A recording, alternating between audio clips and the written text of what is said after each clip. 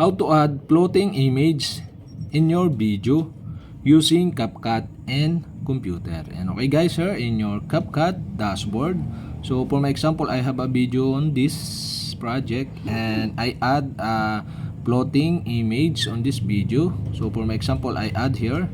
So to add, okay, you'll have to do is click the import button here on this side, and after that, okay, you can select the image you want to add. So for my example, I add or select on my picture folder and I choose this one. And after you select the picture or image, okay, click open to add this image to your project. So you can see the image on this project.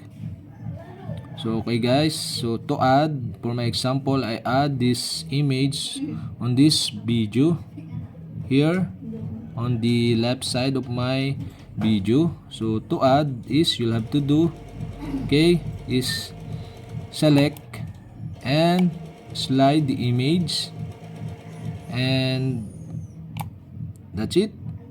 So the image is add to another layer.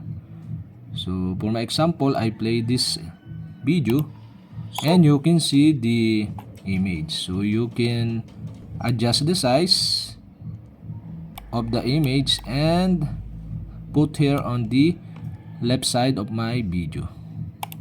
So okay, so I play for my example, and now you can see the floating image on my video. So you can add animation by go to this animation section here. You can click this, and for my example, I add this, okay, spin left.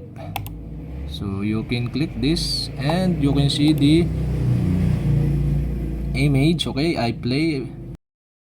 You can see the image spin to the left of my video. And that's it. Okay, we have successfully add floating image on video using CapCut on my computer.